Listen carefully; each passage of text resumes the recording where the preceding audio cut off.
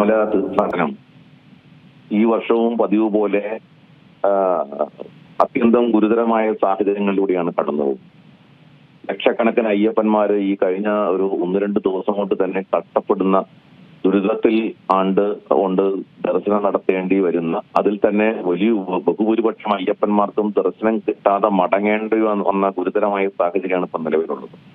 തിരക്ക് നിയന്ത്രിക്കുന്നതിൽ അമ്പെ പരാജയപ്പെട്ടു വന്ന് ദേവസ്വം ബോർഡ് പ്രസിഡന്റ് തന്നെ നേരിട്ട് പറഞ്ഞിരിക്കുകയാണ്.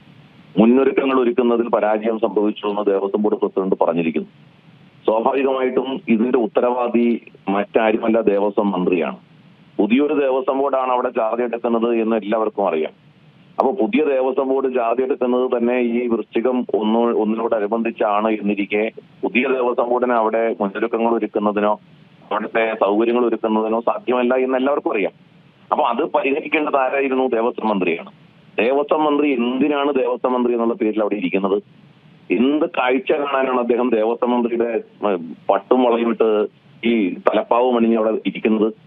ഈ ദേവസ്വം മന്ത്രിയുടെ ഉത്തരവാദിത്വമല്ലേ ശബരിമലയിൽ എത്തുന്ന ലക്ഷക്കണക്കിന് അയ്യപ്പന്മാർക്ക് സൗകര്യമൊരുക്കി കൊടുക്കുന്ന തരത്തിലുള്ള മീറ്റിങ്ങുകൾ നടത്താൻ, വകുപ്പ് തല ഏകോപനം സംഘടിപ്പിക്കാൻ, ഉദ്യോഗസ്ഥ തലത്തിൽ അത്തരത്തിലുള്ള സൗകര്യങ്ങൾ ഒരുക്കാൻ സമ്പൂർണ്ണമായി പരാജയപ്പെട്ടിരിക്കുകയല്ലേ? അയ്യപ്പന്മാർ ഇത്രയും ദുരിതക്കയത്തിൽ ആണ്ടുപോകുന്നതിന് അല്ലെങ്കിൽ അവരെ എടുത്തതിന്റെ പൂർണ്ണ ഉത്തരവാദിത്വം ദേവസ്വം മന്ത്രിക്കല്ലേ? ദേവസ്വം മന്ത്രി ഈ ഉത്തരവാദിത്വം ഏറ്റെടുത്ത് സത്യത്തിൽ ആ സ്ഥാനത്ത് ഒരു നിമിഷം തുടരാൻ അദ്ദേഹത്തിന് അർഹതയില്ല. എത്രയും വേഗം ദേവസ്വം മന്ത്രി രാജിവെക്കണം എന്നുള്ളതാണ് സത്യത്തിൽ അനിവാര്യമായ ഘടകം. കാരണം ഇപ്പോ നിങ്ങൾ ഈ പറഞ്ഞ പോലെ അവിടെ തിരക്ക് നിയന്ത്രിക്കാൻ ഒരു സംവിധാനമില്ല, വേണ്ടത്ര പോലീസില്ല, കേന്ദ്രസേനയെ വിന്യസിച്ചിട്ടില്ല എന്ന് പറയുന്നു. എന്ന് വെച്ചാൽ കേന്ദ്രസേന വേണമെന്ന ആവശ്യം സംസ്ഥാന സർക്കാരിന്റെ ഭാഗത്തുനിന്ന് ഉന്നയിച്ചിട്ടുണ്ടാവാൻ വഴിയില്ല. എന്ന് വെച്ചാൽ സമ്പൂർണമായും ശബരിമലയിലെ സംവിധാനങ്ങളെ മുഴുവൻ താറുമാറാക്കിക്കൊണ്ട് ലക്ഷക്കണക്കിനെത്തുന്ന അയ്യപ്പന്മാരെ തീരാ ദുരിതത്തിലേക്ക് വലിച്ചെറിഞ്ഞ ഈ ഗവൺമെന്റിന് ഒരു തരത്തിലും ശബരിമല തീർത്ഥാടകരോട് ഒരു തരത്തിലുള്ള കടപ്പാടുമില്ല, ഒരു തരത്തിലുള്ള ദയവുമില്ല. ശബരിമല തീർത്ഥാടകരെ ശിക്ഷിക്കുന്ന നിലപാടാണ് ഈ സർക്കാർ എടുത്തിരിക്കുന്നത്, ഈ ദേവസ്വം ബോർഡ് എടുത്തിരിക്കുന്നത്. അതുകൊണ്ട് ദേവസ്വം മന്ത്രി ഈ കാര്യത്തിൽ ഉത്തരവാദിത്വം ഏറ്റെടുത്ത് ആ സ്ഥാനത്ത് തുടരരുത് എന്നാണ് ഹിന്ദു ഐക്യവേദിക്ക് പറയാനുള്ളത്.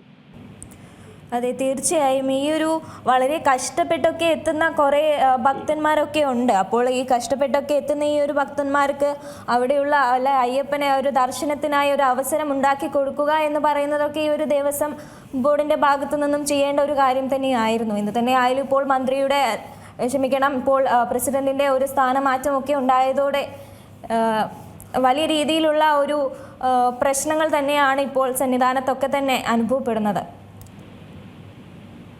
ഇതിനകത്തെ ഒരു കാര്യം നമ്മൾ മനസ്സിലാക്കേണ്ടത്, ദേവസ്വം ബോർഡ് ആയാലും സർക്കാരായാലും ഒരു കാര്യം വളരെ വ്യക്തമായിട്ട് നമ്മളെല്ലാവരും മനസ്സിലാക്കേണ്ട കാര്യം, ഈ ശബരിമല തീർത്ഥാടകരുടെ വരവ് എന്ന് പറയുമ്പോൾ 60 ദിവസത്തേക്കാണ്. പൊതുവെ നമുക്ക് മണ്ഡലമാസക്കാലം എന്ന് പറയുമ്പോൾ ഏകദേശം 60 ദിവസമാണ് വരുന്നത്. ഈ 60 ദിവസം കൊണ്ട് കേരളത്തിലേക്ക് ഈ 10-60 ലക്ഷം തീർത്ഥാടകർ വരുമെന്ന് എല്ലാവർക്കും അറിയാലോ. അപ്പോ ഈ വൃശ്ചികം 1 എന്ന് തുടങ്ങുന്നു എന്നുള്ളത് ഇന്നോ ഇന്നലെ നമ്മൾ മനസ്സിലാക്കുന്നല്ലോ. 1 വർഷം മുമ്പേ അറിയാലോ, അല്ലെങ്കിൽ 10 വർഷം മുമ്പേ ഓരോ വൃശ്ചികം 1 എന്നാണെന്ന് അറിയാം. അതിന് മാറ്റമില്ല. നവംബർ 16 17 അത് കൃത്യമാണ് ആ തീയതി. അപ്പൊ ഇത് അറിയാമായിരുന്നിട്ടും ഈ മുന്നൊരുക്കങ്ങൾ സംഘടിപ്പിക്കുന്നതിൽ നടത്തുന്നതിൽ ദേവസ്വം ബോർഡ് അനാസ്ഥ കാണിച്ചു എന്ന് പറഞ്ഞാൽ കുറ്റകരമല്ലേ? ഇവരെയൊക്കെ ജയിലിലടക്കണ്ടേ? ദേവസ്വം മന്ത്രി എന്തിനാണ് ആ സ്ഥാനത്ത് ഇരിക്കുന്നത്? ഈ ദേവസ്വം മന്ത്രിക്ക് അറിയില്ലേ ഈ തീർത്ഥാടകരുടെ കയ്യിൽ നിന്ന് ഈ സർക്കാരിന് കിട്ടുന്ന നികുതി പണം എത്രയാണെന്ന് അറിയില്ലേ? തീർത്ഥാടകര് മുടക്കുന്ന ഓരോ 10 പൈസയിൽ നിന്നും അതിന്റെ ടാക്സ് സർക്കാരിന്റെ ഖജനാവിലേക്ക് ഒഴുകിയെത്തുന്നില്ലേ? അങ്ങനെ കോടാനുകോടി രൂപ ഈ തീർത്ഥാടകരിൽ നിന്ന് കൊള്ളയടിച്ച് സർക്കാരിന്റെ ഖജനാവിലേക്ക് എത്തുന്നത് ദേവസ്വം മന്ത്രിക്ക് അറിയില്ലേ?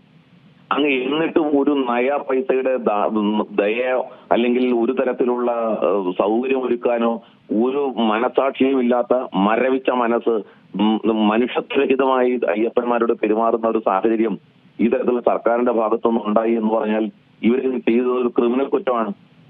അതിന് ഉത്തരവാദികളായിട്ടുള്ള ദേവസ്വം, അതുകൊണ്ട് ഞാൻ പറഞ്ഞത് ദേവസ്വം മന്ത്രി തന്നെ ഇതിന് ഉത്തരവാദിയാണ്. അദ്ദേഹത്തിന് ആ സ്ഥാനത്ത് ഇരിക്കാൻ അർഹതയില്ലെന്ന്. അദ്ദേഹം എന്തുകൊണ്ടാണ് ഇന്നലെ നമ്മൾ തുറന്നപ്പോൾ സന്നിധാനത്ത് എത്താതിരുന്നത്?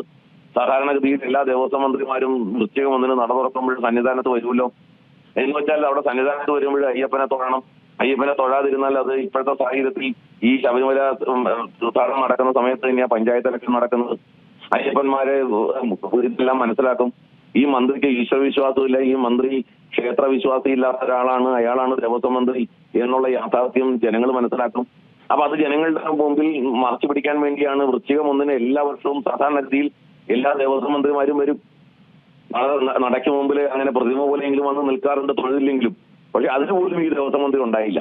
എന്ന് വെച്ചാൽ പരിപൂർണമായി ശബരിമലയോട് ഒരു തരത്തിൽ അവഗണനയും ശബരിമലയുടെ തീർത്ഥാടകരോട് പരിഹാസവും പുച്ഛവുമാണ് ഈ ഗവൺമെന്റിനും ഈ ഭരണാധികാരികൾക്കുള്ളത്. അതുകൊണ്ട് ഈ സർക്കാരിന് ദേവസ്വത്വം ശബരിമലയോടുള്ള സമീപനം എന്താണ് എന്നാണ് ഈ സംഭവങ്ങളിലൂടെയൊക്കെ വ്യക്തമാകുന്നത്. ഏറ്റവും പുതിയ വാർത്തകളും വിശേഷങ്ങളും വിരൽ തുമ്പിലറിയാൻ സീ മലയാളം ന്യൂസ് എല്ലാ ഡിജിറ്റൽ പ്ലാറ്റ്ഫോമുകളിലും ലഭ്യം.